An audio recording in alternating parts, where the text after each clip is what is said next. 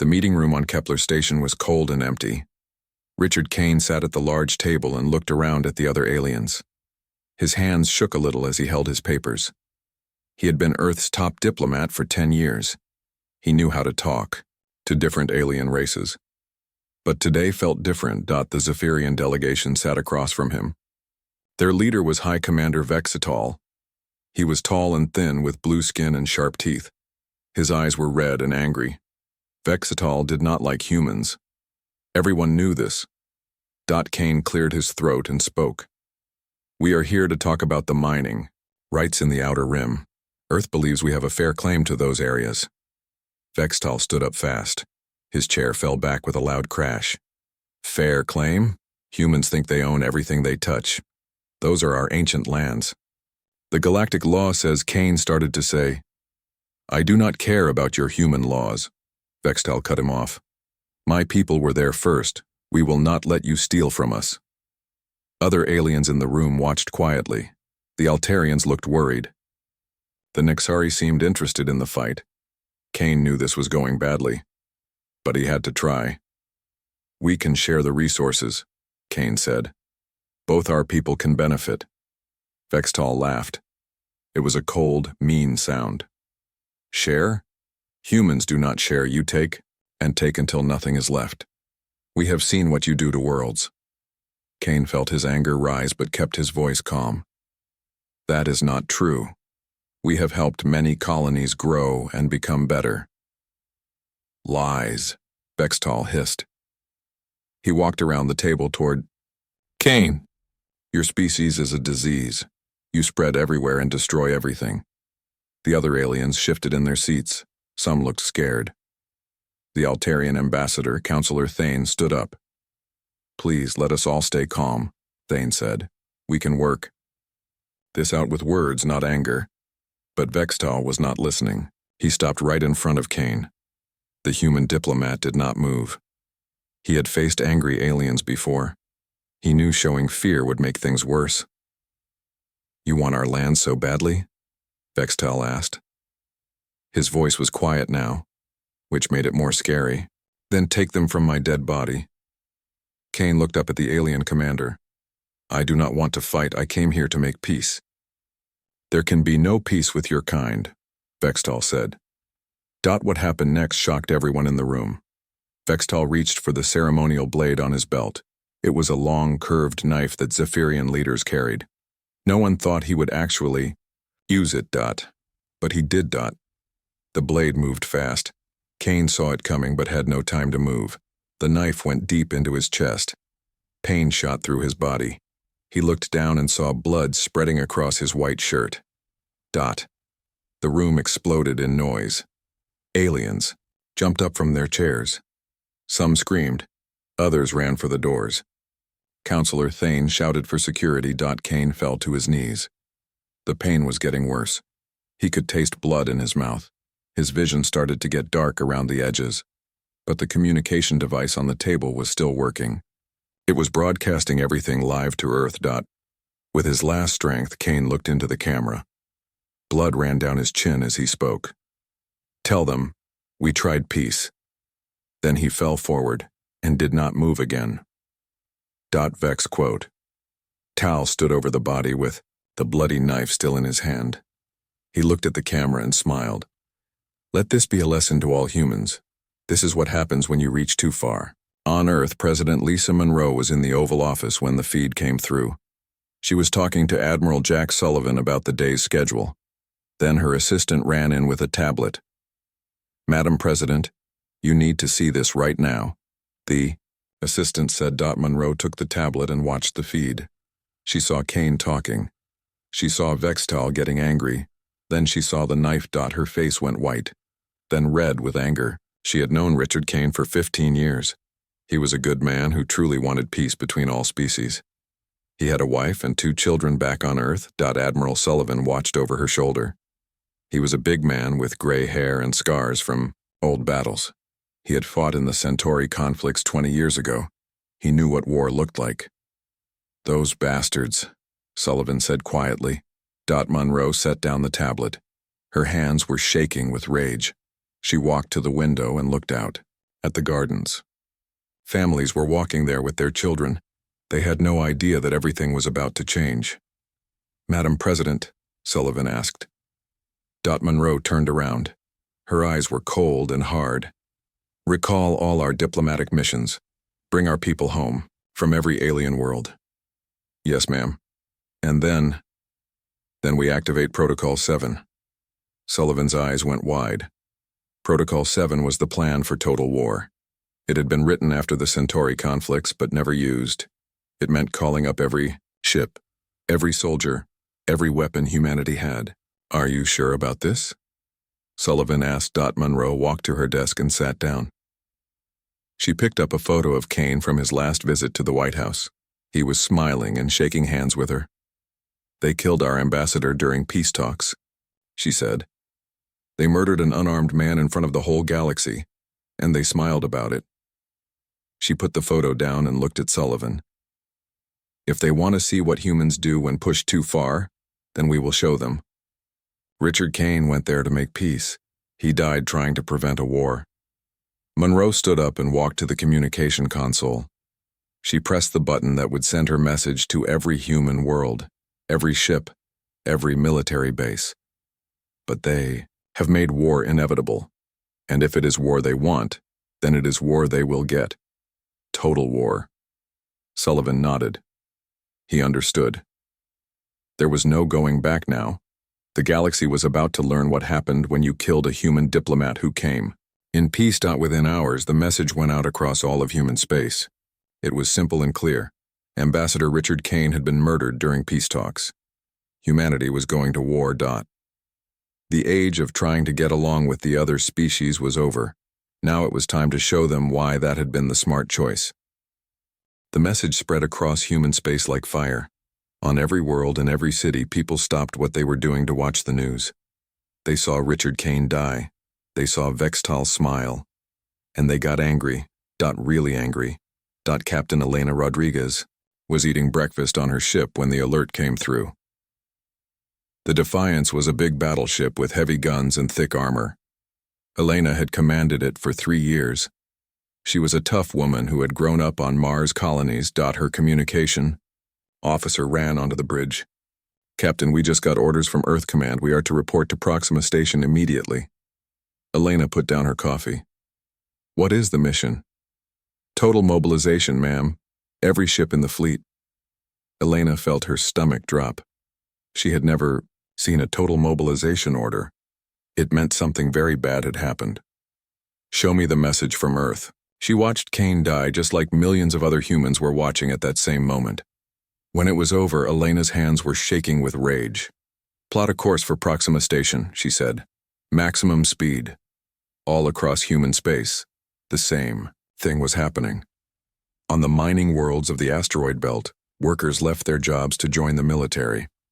On the farming colonies, young men and women said goodbye to their families.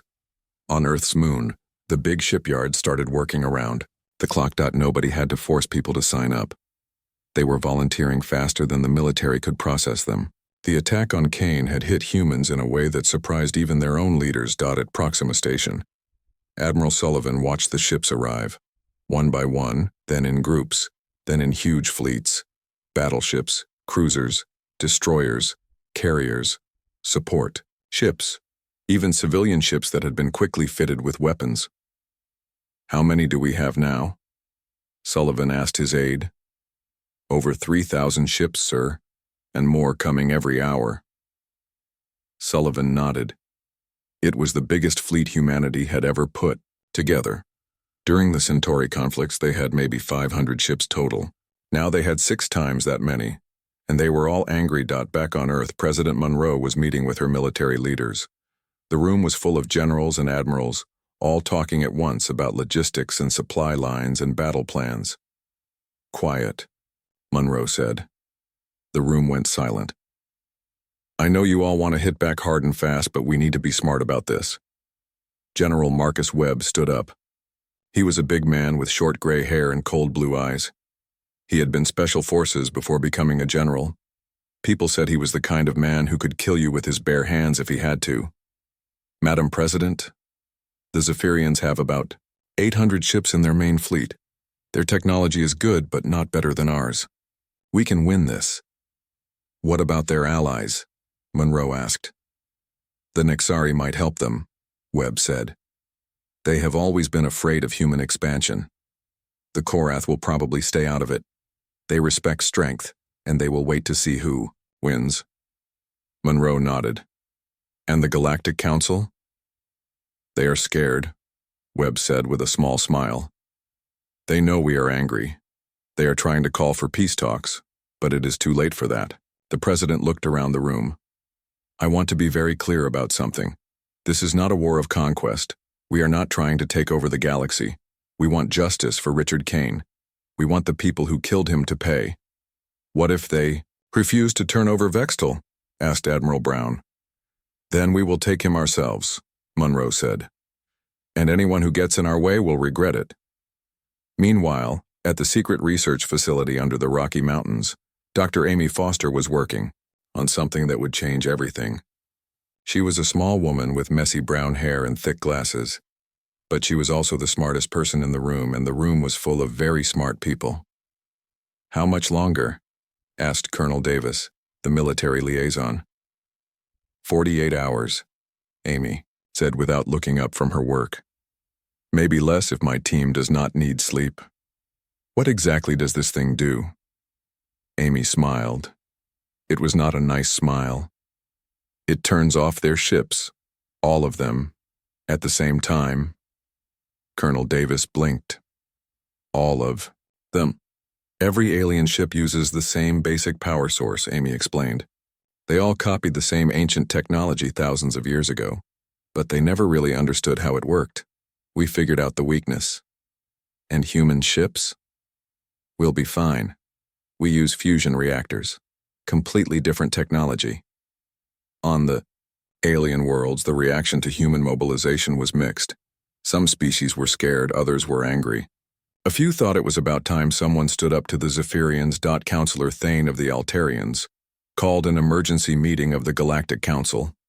Representatives from dozens of species gathered on the neutral world of Harmony Station. We need to stop this before it gets worse, Thane said. The humans are mobilizing for total war. If we do not act now, millions will die. The Nexari representative, a tall alien with silver skin, spoke up. The humans are overreacting. It was one incident. One incident? The small alien from the Valdorian system stood up. They murdered a diplomat during peace talks. If that had been one of your people, what would you do? We would seek justice through proper channels, the Nexari said. Like the humans tried to do for 10 years, the Valdorian shot back. They came to us for help. They followed our laws. They trusted our system. And what did they get? A knife in the chest. The room started to get loud as different species argued. Some wanted to support the humans. Others wanted to protect the Zephyrians. A few just wanted to hide until it was all over. General Webb arrived at the station as the human representative. But he was not there to negotiate. He was there to deliver a message. He walked into the council chamber wearing his full military uniform. The room went quiet when they saw him. Everyone knew who he was. Everyone knew what he could do. The United Earth government has a simple message for this council, Webb said. His voice was calm but cold. You have 48 hours to arrest High Commander Vextal and turn him over for trial. If you do not, we will consider any species that protects him to be an enemy of humanity. You cannot threaten the entire council, the Nexari representative said. Webb looked at him. That was not a threat. That was a statement of fact. Richard Kane came here in peace. He trusted your system of justice. He died for that trust. Webb turned to address the whole room. We gave you a chance to do the right thing. If you choose not to take it, then we will do what we have to do. Justice will be served, with or without your help. Then he walked out of the room. The council sat in shocked silence. They had never been spoken to like that by a human before. Outside the station, the human fleet was growing larger every hour. Soon, it would be ready to move. And when it did, the galaxy would learn what happened when you killed a human diplomat who came in peace. The age of alien superiority was about to end. The 48 hours passed with no response from the Galactic Council. The Zephyrians refused to give up Vextel. Some species tried to protect them. Others just stayed quiet and hoped the humans would forget about them. They were wrong. Admiral Sullivan stood on the bridge of his flagship, the Vengeance. It was the biggest ship in the human fleet with enough firepower to level a small moon. Around him, 3,000 other ships waited for orders. "Status report," Sullivan said. "All ships ready, sir," his communications officer reported. "The fleet is formed up and waiting." Sullivan nodded. He had been in space battles before, but never anything like this. The Centauri conflicts had been small fights compared to what was coming. "Send the message to all ships," Sullivan said. "Operation Justice begins now. First target is Kelros Prime." Kelros Prime was a Zephyrian border world. It had a strong defense, fleet, and was considered impossible to attack. The Zephyrians had put their best commanders there. They thought it would stop the humans. They were about to learn how wrong they were. The human fleet jumped into hyperspace. For 6 hours they traveled through the strange space between stars. Then they dropped back into normal space right on top of Kelros Prime. The Zephyrian defenders were ready for them. Admiral Klex commanded their fleet from his flagship, the Dark Spear. He had 800 ships and the best weapons Zephyrian technology could make. "Human fleet detected," his sensor officer reported. 3,000 ships. Klex smiled. Humans might have more ships, but Zephyrian technology was superior. Each of his ships was worth 3 human ships, or so he thought. "Attack formation," Klex ordered. "Show them what happens when they enter our space." The battle began with both fleets firing their main weapons. Bright beams of energy and clouds of missiles filled the space between the two forces. Ships on both sides exploded in balls of fire. But something was wrong with the Zephyrian attack. Their weapons were not doing as much damage as they should. The human ships seemed tougher than expected. Lieutenant Commander Ryan Hayes flew his fighter through the battle. He was a young pilot from Texas who had joined the military after college. He had never been in a real fight before, but he had trained for this his whole career. "Red Squadron, stay tight," he said into his radio. "Follow me in." Ryan led his 12 fighters straight at a Zephyrian cruiser. The alien ship was twice the size of a human cruiser and had more guns. But it was also slower and less maneuverable. The human fighters came in fast and low. They used an old tactic called a wolf pack attack that humans had been using for centuries. Instead of fighting fair, they hit the enemy where it was weakest. Ryan, Squadron targeted the cruiser's engine section. Their missiles punched through the alien ship's armor like it was made of paper. The cruiser tried to turn to bring its main guns to bear, but it was too slow. "Direct hit," Ryan called out. "Engine section is gone." The Zephyrian cruiser spun out of control and crashed into one of its own ships. Both vessels exploded in a massive fireball. All across the battle, the same thing was happening. Human ships were working together in ways the aliens had never seen.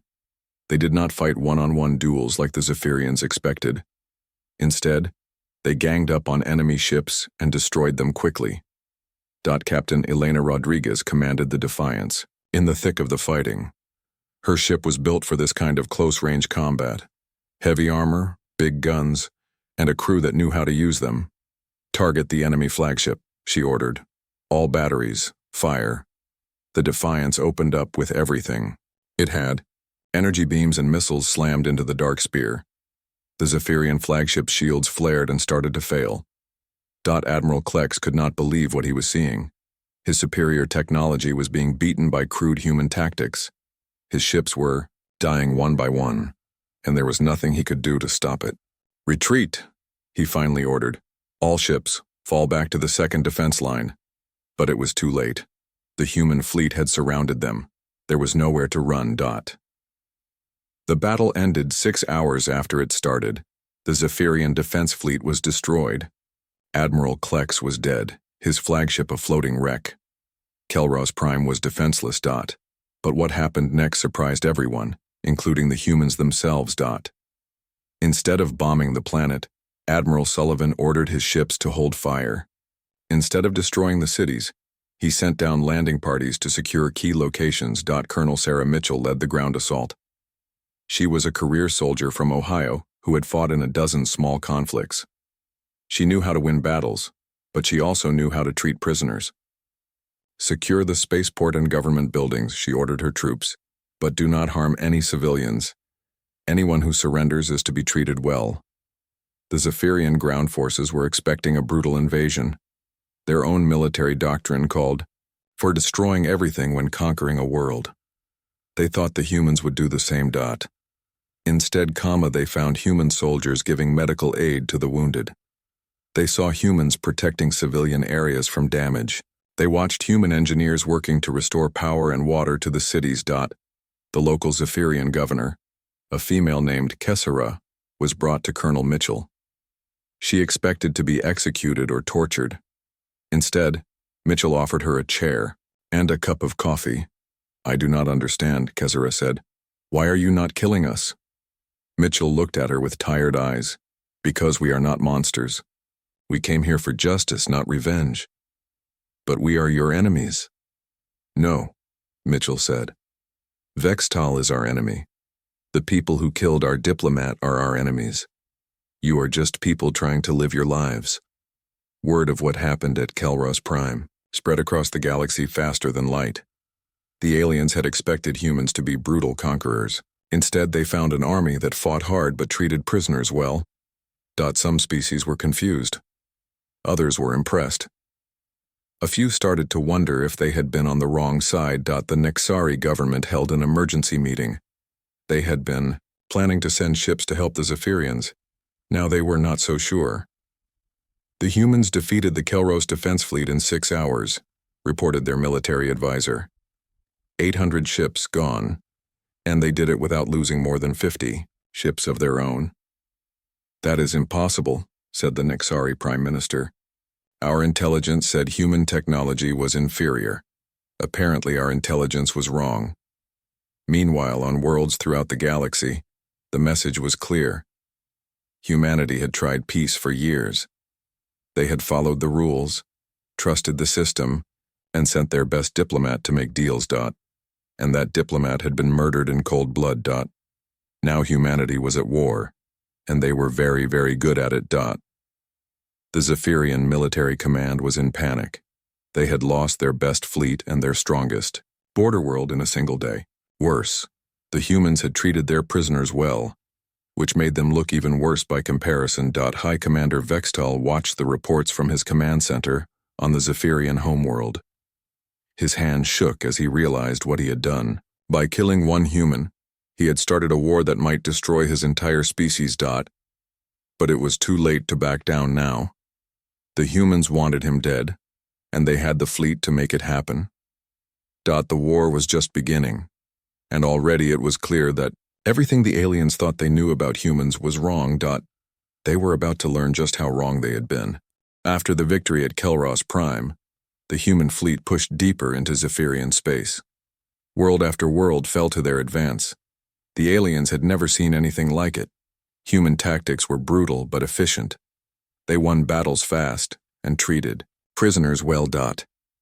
But the Zephyrians were not fighting alone anymore. The Nexari government had finally decided to act. They sent a secret message to High Commander Vexatal offering military support. The Nexari had the most advanced technology in the galaxy. They had weapons that could destroy entire star systems.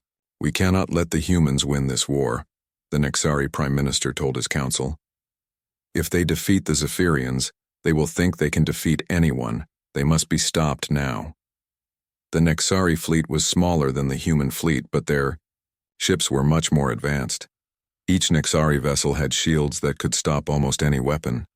Their guns could punch through the thickest armor. Most importantly, they had cloaking devices that made their ships invisible. The combined Zephyrian Nexari fleet gathered at Thanix 7th, a fortress world deep in Zephyrian space. It was the strongest defensive position in the galaxy. The planet had massive gun platforms and shield generators. The space around it was filled with minefields and automated defense systems. Admiral Kate Thompson commanded the human task force approaching Thanix 7th. She was a smart woman from California who had worked her way up through the ranks. She knew she was walking into a trap, but she had her orders. Enemy fleet detected, her sensor officer reported. 2,000 ships, mix of Zephyrian and Nixari vessels. Thompson frowned. Her force had only 800 ships. The humans had spread their fleet across multiple targets to keep the enemy guessing. Now she was outnumbered more than 2 to 1. Can we call for reinforcements? She asked. Not for at least 12 hours, ma'am. Thompson looked at the tactical display. The enemy fleet was positioned perfectly to defend the fortress world. They had every advantage. Better technology, more ships, stronger defensive positions. In the old days, this would have been the end of the human advance. No military commander would attack such a strong position with so few ships. It would be suicide. But these were not the old days. Send a message to Earth Command, Thompson ordered. Tell them we are engaging the enemy at Thanaxa 7. Tell them to activate the special weapon. Back on Earth, Dr. Amy Foster received the message in her underground laboratory. She had been waiting for this moment for weeks. Her team had worked around the clock to finish their project. Is it ready? Asked Colonel Davis. Amy nodded. The quantum disruption field is ready for deployment. All we need is for a human ship to get within range of the enemy fleet. How close? 1,000 kilometers. Close enough that the field can scan their power systems and identify the weakness. Colonel Davis whistled. That is pretty close. Any ship that gets that near to the enemy fleet will be destroyed. Not if the weapon works, Amy said with confidence. At Thanax 7, Admiral Thompson was explaining the plan to her captains. Captain Luke Morgan of the destroyer Righteous Fury listened with growing amazement. You want me to fly straight at their entire fleet? He asked. That is correct, Thompson said. Your ship has the best engines and the strongest shields. You need to get within 1,000 kilometers of their main formation. And then what? Then you activate the device Dr. Foster put on your ship. If it works, their ships will lose power. All of them at the same time. Morgan was quiet for a moment. He was a young captain from Texas who had only been in command for 6 months. His ship was small and fast, but it was not built for this kind of mission. What if the device does not work? He asked. Then you will probably die, Thompson said, honestly. But if you do not try, we all die anyway. The choice is yours. Morgan thought about Richard Kane. He thought about the Diplomat dying on camera while trying to make peace. He thought about his own crew, good people who had volunteered to fight for justice. We will do it, he said. The battle began at dawn, Thanax 7 time.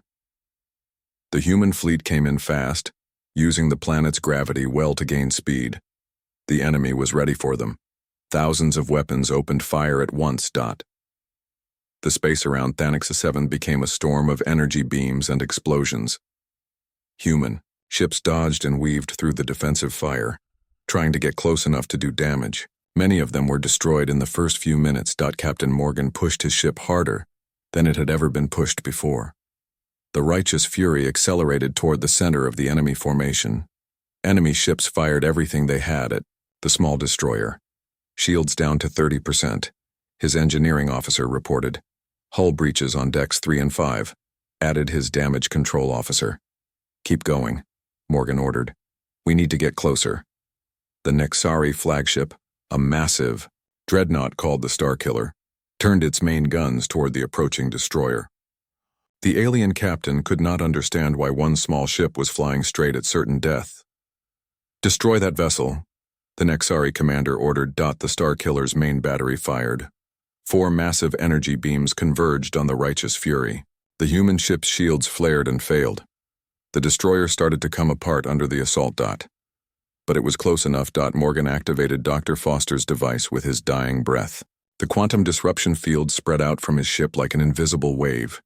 It moved at the speed of light, touching every alien vessel in the fleet. For a moment, nothing happened. Then, one by one, the alien ships went dark. The Nixari had been right about one thing. All the alien races in the galaxy used the same basic power technology. They had copied it from an ancient civilization millions of years ago, but they had never really understood how it worked. Dr. Foster had figured out the flaw. The quantum disruption field exploited a weakness in the power cores that shut them down completely. The alien ships lost engines, weapons, shields, life, support, everything. 2,000 enemy ships became floating metal coffins in less than 30 seconds. Admiral Thompson stared at her tactical display in amazement. All enemy ships have lost power, her sensor officer reported. They are dead in space. Are our ships affected? No, ma'am. Human ships use fusion reactors. Completely different technology. Thompson smiled grimly. Dr. Foster had done it. She had found a way to level the playing field in one stroke. All ships, move in, Thompson ordered. Board the enemy vessels and secure them. Take prisoners where possible, but do not take any chances. The boarding actions that followed were swift and decisive.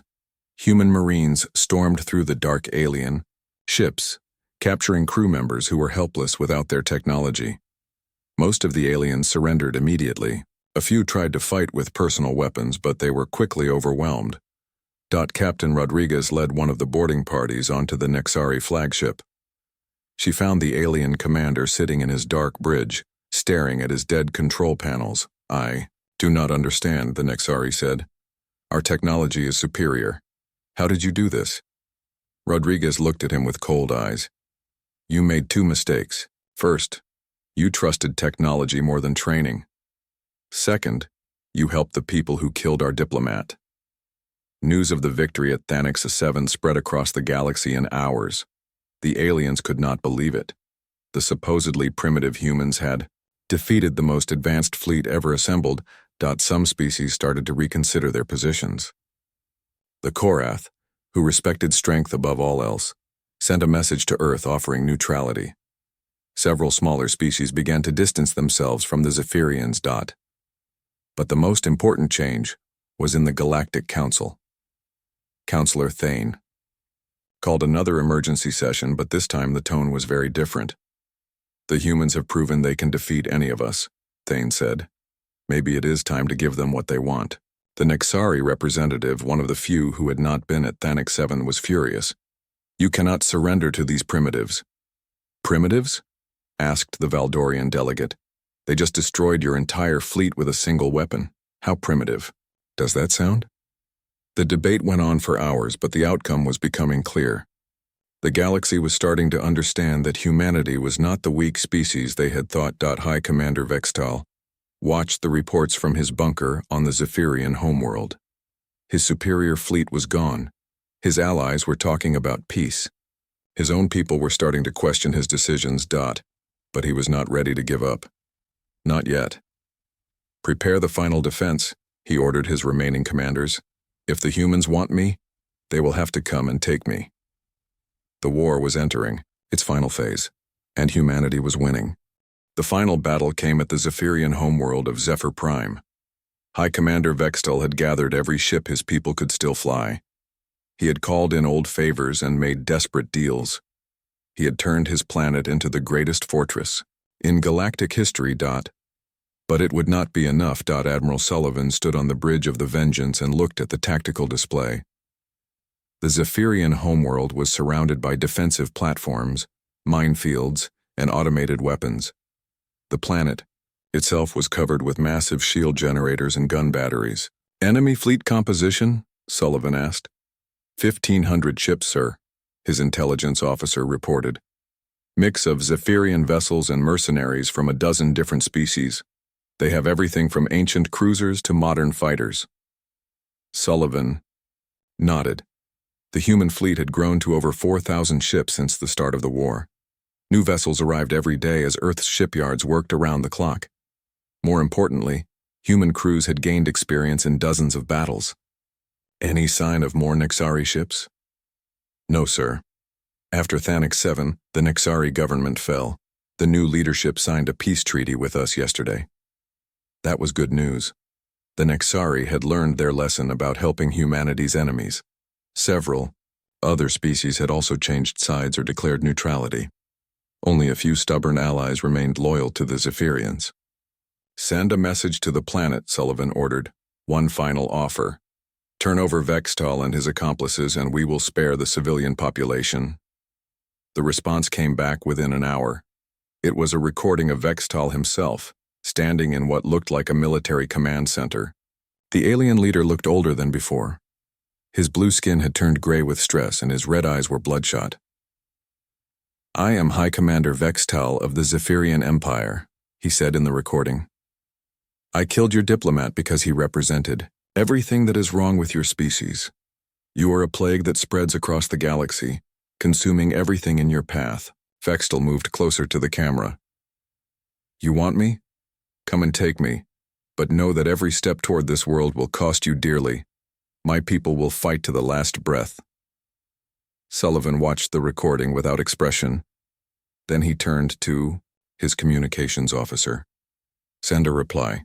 Tell him we accept his invitation. The battle for Zephyr Prime began at 0600 hours, ship time. The human fleet attacked in 3 waves, just like they had practiced in 100 war games. The first wave was composed of fast destroyers and fighters. Their job was to clear the minefields and knock out the automated defenses. Lieutenant Commander Hayes led his fighter squadron through the maze of mines. His pilots had gotten very good at this kind of work over the past months. They moved fast and hit hard, clearing paths for the larger ships. Red leader to all squadrons, Hayes called, over the radio. Defensive grid is down in sectors 7 through 12. Heavy ships can advance. The second wave moved in. These were the big cruisers and battleships, with thick armor and heavy guns. Their job was to destroy the orbital defense platforms and clear the way for the final assault. Captain Rodriguez pushed the Defiance through the defensive fire. Her ship had been damaged and repaired a dozen times during the war. Her crew knew every bolt and wire on the vessel. They worked together like a single organism. Target those shield generators, Rodriguez ordered. If we can bring down the planetary shields, the ground forces can land. The Defiance opened fire with all batteries. Its heavy guns pounded the shield generators until they overloaded and exploded. One by one, the protective fields around Zephyr Prime began to fail. But the real fight was in space, between the 2 main fleets. The Zephyrian fleet came out to meet the human advance. They fought with the desperation of people who knew they were going to lose. Some ships rammed human vessels rather than surrender. Others fought until their ammunition was gone, then kept fighting with emergency weapons. Admiral Sullivan found himself in personal combat with the Zephyrian fleet commander, Admiral Corax. The 2 flagships circled each other like ancient sailing ships, trading massive volleys of energy fire. Their flagship is damaged, Sullivan's tactical officer reported. Should we move in for the kill? No, Sullivan said. Signal them to surrender. Offer them honorable terms. The message was sent, but there was no reply. Admiral Corax chose to go down with his ship rather than live with defeat. The Zephyrian flagship exploded in a brilliant flash of light. With their fleet commander dead. The remaining Zephyrian ships began to surrender. Some tried to escape, but human ships were faster and more maneuverable. Within 6 hours, the space around Zephyr Prime belonged to humanity. But Vextal was still alive on the planet below. Colonel Mitchell led the ground assault. Her troops had gotten very good at planetary invasions during the war. They landed in 12 different locations simultaneously, overwhelming the defenders with speed and coordination. The Zephyrian ground forces fought hard, but they were outnumbered and outgunned. Human soldiers moved through the cities with practiced efficiency. They avoided civilian areas when possible and protected non-combatants when fighting was unavoidable. Mitchell, S main force headed straight for the capital city, where intelligence reports said Vextal was hiding. The alien leader had fortified himself in an underground bunker complex beneath the government buildings. Sensors show extensive tunnels and defensive positions, Mitchell's intelligence officer reported. He could hold out for weeks down there. Not if I have anything to say about it, Mitchell replied. She knew that every day the war continued, more people died. Human soldiers were getting killed trying to root Vextal out of his hole. It was time to end this personally. Mitchell took a small team of her best soldiers and went into the tunnels. They fought their way through automated defenses and Zephyrian guards. The aliens fought with the fury of the desperate but human training, and equipment were superior. Finally, Mitchell reached the central command bunker. She kicked open the reinforced door and found Vextal waiting for her. The alien commander was alone except for 2 bodyguards. He was holding an ancient ceremonial sword, the same type of weapon he had used to kill Richard Kane. "So," Vextal said, "the humans send a female to finish what their male diplomat could not." Mitchell looked at him with disgust. "Ambassador Kane was worth 100 of you. He came in peace and you murdered him." "He was weak," Vextal spat. "All humans are weak. You hide behind technology and numbers because you cannot fight with honor." "Honor?" Mitchell laughed. "You killed an unarmed diplomat during peace talks. You started a war that got millions of your own people killed. What do you know about honor?" Vextal's bodyguards moved to attack, but Mitchell's soldiers shot them down quickly. Now it was just the 2 of them, alone in the bunker. "Face me in. Single combat," Vextal demanded. "Prove that humans are not cowards." Mitchell considered the offer. She could just shoot him and be done with it.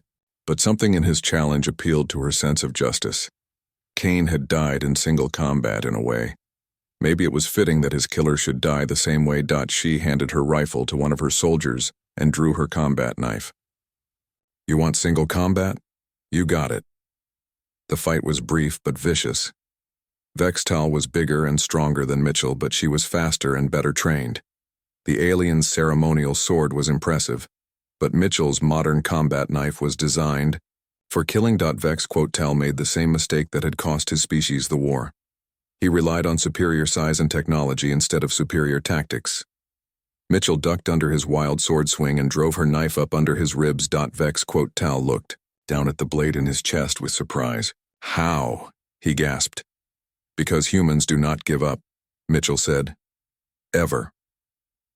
Vextal collapsed and died. The war was over. The peace negotiations that followed were held on Neutral Harmony Station. President Monroe led the human delegation personally. She wanted to make sure the galaxy understood that humanity was not interested in conquest or domination. "We fought this war for one reason," Monroe told the assembled representatives. "Justice for Richard Kane. Now that justice has been served, we want peace." The terms were surprisingly mild. Humanity demanded reparations for the cost of the war, but not enough to cripple the Zephyrian economy. They wanted guarantees that diplomats would be protected in the future. Most importantly, they wanted formal recognition as a major galactic power. Counselor Thane spoke for many species when he said, "The galaxy has learned to respect human determination. We welcome you as equals." But the real change was deeper than politics. The other species had learned that humans were not the weak newcomers they had appeared to be. They were a warrior race that preferred peace, but would fight with unmatched ferocity when pushed too far. More importantly, they had learned that humans fought with honor. They protected civilians, treated prisoners well, and sought justice rather than revenge. These were qualities that the galaxy had not seen in a long time. Admiral Sullivan stood in the observation deck of the Vengeance and watched the signing ceremony.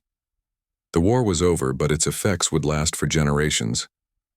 Humanity had earned its place among the stars through strength and courage. But they had also shown mercy and wisdom. That combination would serve them well in the years to come. Back on Earth, a monument was built to Richard Kane in Washington, D.C.